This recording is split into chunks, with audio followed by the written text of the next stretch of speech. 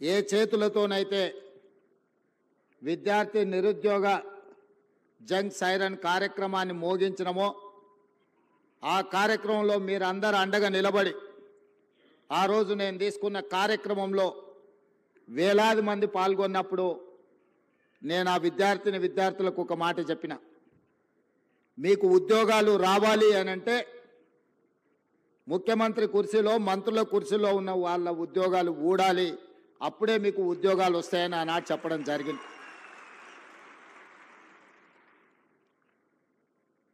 మా మాట మీద ఉన్న నమ్మకంతో మీరందరూ కష్టపడి తండాలలో గూడాలలో మారుమూల పల్లెల్లో మీ తల్లిదండ్రులను మీ కుటుంబ సభ్యులను మీ నాయనమ్మ తాతలను మీ అమ్మమ్మల్ని తాతల్ని అందరినీ ఈ ఒక్కసారి మా కోసం ఓటేయండి, ఇది మా భవిష్యత్తు, మా భవిష్యత్తులో మేము ఆనందంగా ఉండాలి అని అంటే ఈ ఒక్కసారి మేము అడిగినట్టుగా ఓటేయండి అని చాలామంది విద్యార్థులు గ్రామాలలో కాంగ్రెస్ పార్టీ కార్యకర్తలు నాయకులు కాకపోయినా వాళ్ళకంటే ఎక్కువగా శ్రమించి ఇల్లు తిరిగి మా కాంగ్రెస్ పార్టీ శాసనసభ్యులను ఆనాడు గెలిపించడం జరిగింది. అందుకే ఈ తెలంగాణ రాష్ట్రంలో 65 మంది శాసనసభ్యులను గెలిపించుకొని పక్కా ప్రభుత్వాన్ని ఏర్పాటు చేసి డిసెంబర్ 7, 2023 నాడు ఎల్బీ స్టేడియంలో వేలాది మంది సమక్షంలో మా కుటుంబ సభ్యుల కళ్ళల్లో ఆనందం చూస్తూ మేమందరం ముఖ్యమంత్రిగా మంత్రులుగా ప్రమాణ స్వీకారం చేపట్టడం జరిగింది. ఏ ఎల్బీ స్టేడియంలో మాకు ఉద్యోగాలు వచ్చి మేము బాధ్యతలు తీసుకున్నప్పుడు మా కుటుంబ సభ్యులు ఎంత సంతోషంగా ఉన్నారో, కొన్ని సంవత్సరాల నుంచి నియామకాలు జరగక ఉద్యోగ ఉపాధి అవకాశాలు లేక లక్షలాది మంది నిరుద్యోగ యువకులు నిరాశ చెందుతున్న సందర్భంలో మా మంత్రివర్గం ఆలోచన చేసి సంవత్సరాల కొద్దీ వాయిదా పడుతున్న ప్రభుత్వ ఉద్యోగాలను 90 రోజుల్లోనే 30,000 ఉద్యోగాలు వాళ్ళ తల్లిదండ్రుల కళ్ళల్లో ఆనందం చూసే విధంగా, వాళ్ళ కుటుంబ సభ్యులు సంతోషపడే విధంగా అదే ఎల్బీ స్టేడియంలో 31,000 మంది నిరుద్యోగులకు ఉద్యోగ నియామక పత్రాలు మేము అందించడం జరిగింది.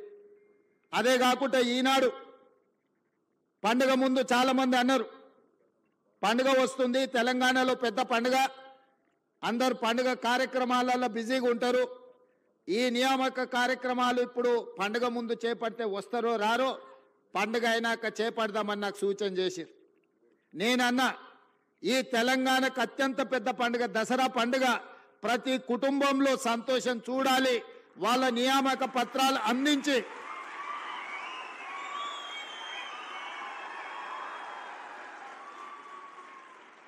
$1,635 మందికి ఉద్యోగ నియామక పత్రాలు అందించడం ద్వారా ప్రతి వాళ్ళ కుటుంబాలలో ఏ విధంగా అయితే మనకు బాధ్యత వచ్చినప్పుడు, పదవులు వచ్చినప్పుడు మన కుటుంబ సభ్యులు సంతోషపడ్డారో, ఇవాళ వాళ్ళకు కూడా ఉద్యోగ నియామక పత్రాలు ఇస్తే వాళ్ళ తల్లిదండ్రులు కూడా అంతే సంతోషంగా దసరా పండుగ చేసుకుంటారు, వాళ్ళ కళ్ళల్లో ఆనందం చూడాలి. ఉద్యోగాలు వచ్చిన వాళ్ళే కాదు, వాళ్ళ తల్లిదండ్రులను కూడా ఈ కార్యక్రమానికి ఆహ్వానించండి, శిల్ప కళావేదికలో ఏర్పాటు చేయండి అని చెప్పి మా అధికారులకు ఆదేశించడం జరిగింది. ఈరోజు ఇంత అద్భుతమైన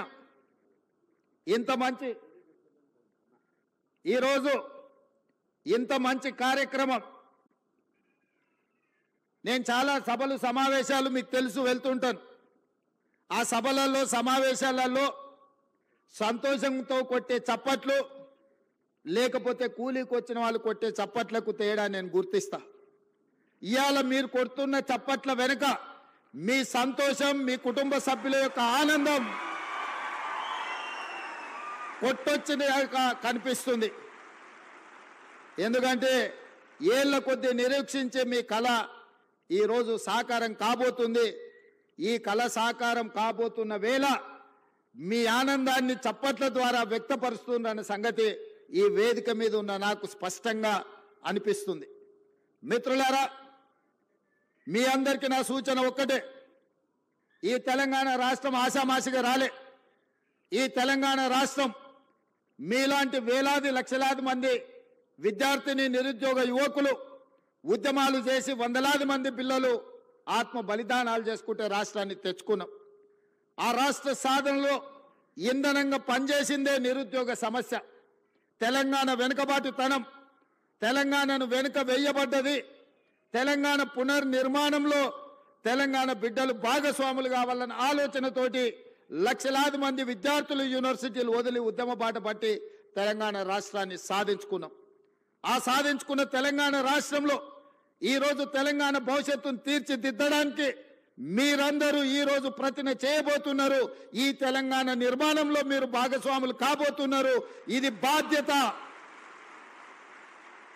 ఇది బాధ్యతనే కాదు, ఇది ఒక భావోద్వేగం.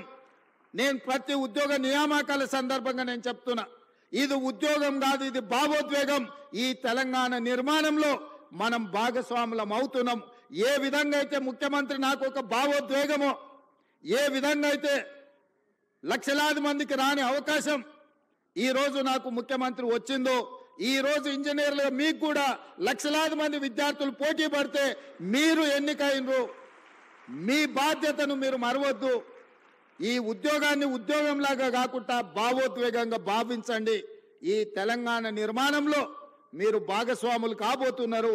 తెలంగాణ భవిష్యత్తు నిర్మాణంలో ఈ ఇంజనీర్లదే కీలకమైన బాధ్యత. పెద్దలు కోమటిరెడ్డి వెంకటరెడ్డి గారు చెప్పినట్టు మీరు బాధ్యతాయుతంగా వ్యవహరించండి. ఎవరిని ఆదర్శంగా తీసుకోవాలో మీ కళ్ళ ముందలో ఉన్నాయి. బాక్రానంగల్ డ్యామ్ నుంచి నాగార్జున సాగర్, శ్రీశైలం, శ్రీరామ్ సాగర్ వరకు పండిత్ జవహర్లాల్ నెహ్రూ గారి సమయంలో మొదటి ప్రధానమంత్రి కట్టిన ప్రాజెక్టులు ఎన్ని వర్షాలు, వరదలు, తుఫాన్లు, ఉప్పెనలు వచ్చినా నిటారుగా నిలబడి ఆ నాణ్యత అక్కడ కళ్ళ ముందు కనిపిస్తుంది.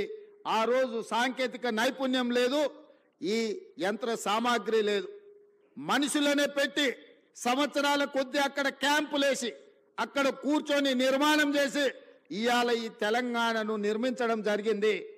ఇదే కాదు, మోక్షగుండం విశ్వేశ్వరయ్య 1908లో హైదరాబాదు నగరాన్ని వరదలు వచ్చి ఉప్పెనై కమ్మేసి వేలాది మందిని పొట్టన పెట్టుకున్నప్పుడు ఆ వరదల్ని నియంత్రించడానికి ప్రపంచంలో ఉండే ఇంజనీర్లు అందరినీ కూడా వారు సంప్రదించడం జరిగింది.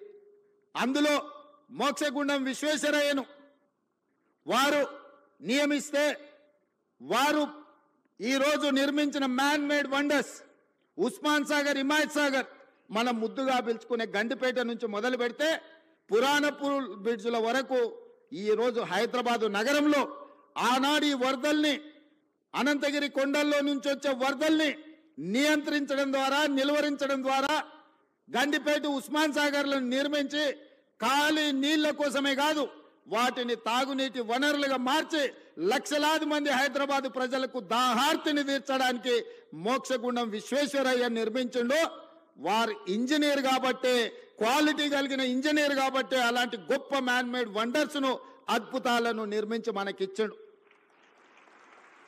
115 సంవత్సరాలైనా మొన్న ఎండాకాలంలో గోదావరి, కృష్ణలో కరువు వచ్చి ఎండిపోయి తాగునీటి సమస్య ఏర్పడ్డప్పుడు హైదరాబాదు నగర దాహార్తిని తీర్చింది ఉస్మాన్ సాగర్. అదేవిధంగా ఈ గండిపేట్, ఈ ప్రాజెక్టులు ఆ రోజు మాకెందుకులే అని, లేదా ఏ 10 ఏళ్ళుంటే చాలను కట్టినుంటే ఇవాళ మనకు ఈ పరిస్థితిలో మన ఆదుకుంటుండేనా? ఇవాళ మీరు ఆలోచన చేయండి. అద్భుతమైన నిర్మాణాలు ఆనాడు కట్టిన ఇంజనీర్లు, ఉస్మానియా యూనివర్సిటీ కావచ్చు, లేకపోతే హైకోర్టు కావచ్చు, ఉస్మానియా హాస్పిటల్ కావచ్చు, ఈరోజు నడుస్తున్న అసెంబ్లీ కావచ్చు, ఇట్లా చెప్పుకుంటూ వెళ్తే హైదరాబాదులో అద్భుతమైన నిర్మాణాలు ఏవైతే ఉన్నాయో ఈ హైదరాబాద్కి ఒక చారిత్రాత్మకమైన కట్టడాలను అందించి 100 సంవత్సరాలు ఈ కాలాన్ని తట్టుకొని నిలబడ్డ చార్మినార్ లాంటివి ఇంజనీర్లు కట్టబట్టి, నాణ్యత ఉండబట్టే ఇవాళ అవన్నీ ఉన్నాయి.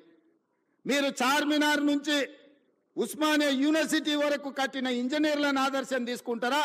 ఉస్మాన్ సాగర్, హిమాయత్ సాగర్ను నిర్మించిన ఇంజనీర్లను ఆదర్శం తీసుకుంటారా? నాగార్జున సాగర్, శ్రీశైలం, శ్రీరామ్ సాగర్ కట్టిన ఇంజనీర్లను ఆదర్శంగా తీసుకుంటారా, నిజాం సాగర్ను కట్టిన ఇంజనీర్లను ఆదర్శంగా తీసుకుంటారా, నిజాం షుగర్ నిర్మించిన ఇంజనీర్లను ఆదర్శంగా తీసుకుంటారా, లేకపోతే కాళేశ్వరం కట్టిన వాళ్ళని ఆదర్శంగా తీసుకుంటారా? మీరు ఆలోచన చెయ్యండి.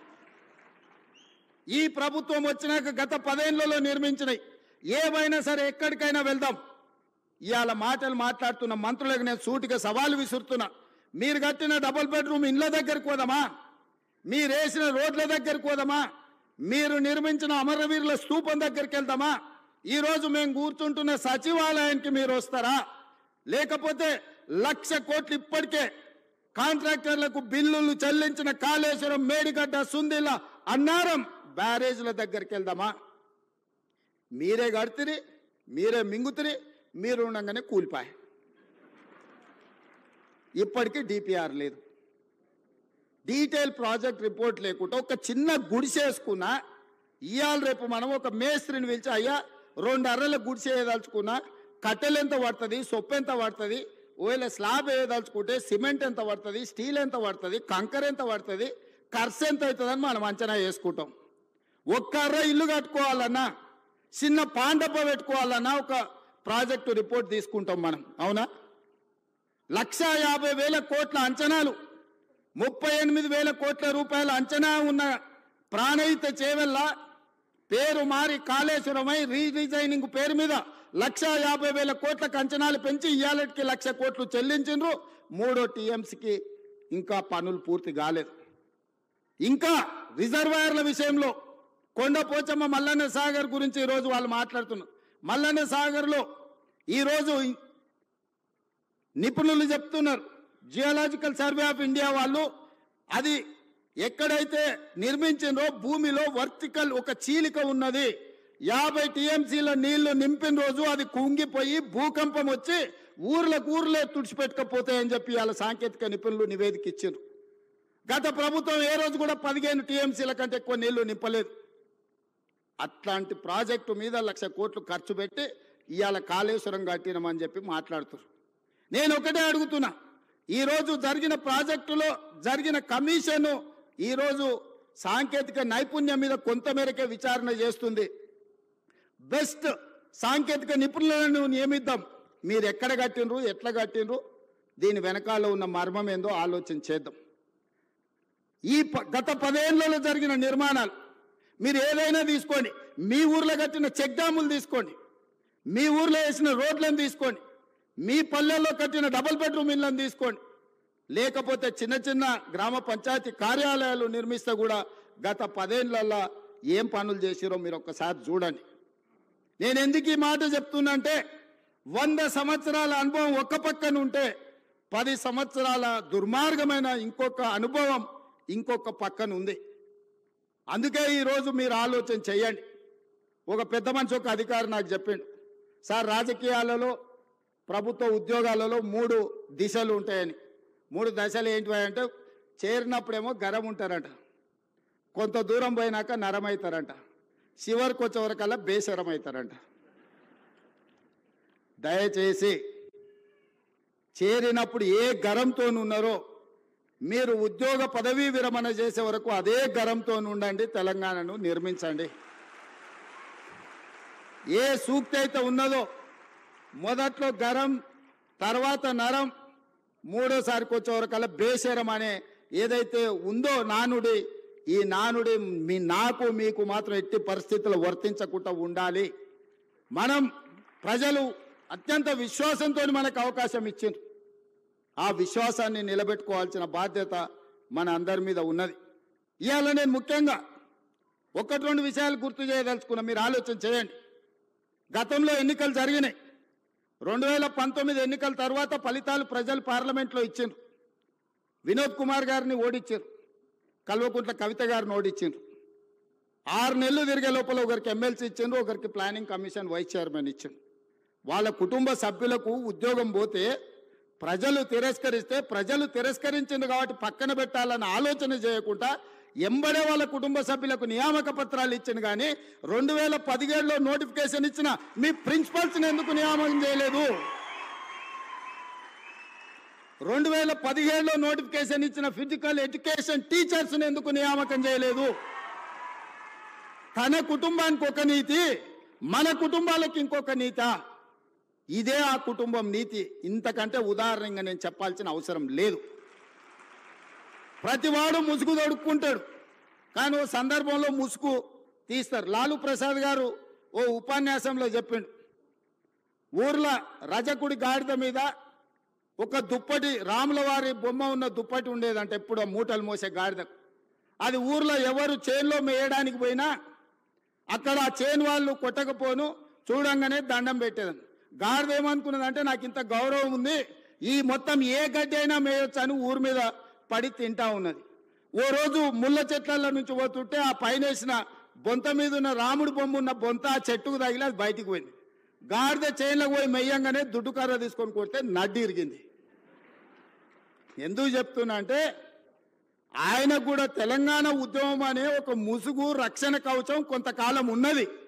ఆ తెలంగాణ ఉద్యమం కోసం మీరు అందరు చేతులు ఎత్తి దండం పెట్టారు. అది వారి గొప్పతనం అని వారు అనుకుంటున్నారు. అది తెలంగాణ ఉద్యమం యొక్క గొప్పతనం, విద్యార్థిని నిరుద్యోగ యువకుల యొక్క త్యాగం. ఇవాళ ముసుగు తొలగింది కాబట్టి ముఖం చెల్లక ఆయన ఎక్కడున్నాడో ఇక ఈ పిల్లలు రోడ్ల మీద పడి నోటుకొచ్చింది మాట్లాడుతారు. 10 ఏళ్లలో మీరు చేపట్టని నియామకాలు 10 నెలల లోపల ఈరోజు 60,000 ఉద్యోగ నియామకాలు. రేపు 9 తారీఖు నాడు ఎల్బీ స్టేడియంలో 11,063 టీచర్ల ఉద్యోగ నియామక పత్రాలు అందించడం ద్వారా తండాలలో, గూడాలలో, మారుమూల పల్లెల్లో ఉన్న పేదల పిల్లలకు విద్యను అందించాలి, పాఠశాలలు ప్రారంభించాలి. దళితులు, గిరిజనులు, ఆదివాసీలు, బలైన వర్గాలు, మైనార్టీల పిల్లలు విద్యకు దూరం కావద్దు అని 11,063 మంది టీచర్ల నియామకాలు దసరా కంటే ముందు 9 తారీఖు నాడు సాయంత్రం 4 గంటలకు ఇవ్వబోతున్నాము. ఇది మా చిత్తశుద్ధి, ఇది మా బాధ్యత. నేను గొప్ప అనుకోవడం లేదు, ఇది బాధ్యత అనుకుంటున్నా. ఎందుకంటే తెలంగాణ నిర్మాణంలో పిల్లలు చదువుకున్నప్పుడే ఇవాళ మీరైనా మేమైనా ఈ వేదిక మీద ఇక్కడికి రాగలిగినామంటే మనం చదువుకోవడం వల్ల, ప్రభుత్వ పాఠశాలల్లో టీచర్లు మనకు చదువులు చెప్పడం వల్ల. 90% ఇక్కడికి వచ్చిన వాళ్ళు గవర్నమెంట్ స్కూల్లో చదువుకున్న వాళ్ళే నాకు తెలిసినంత వరకు.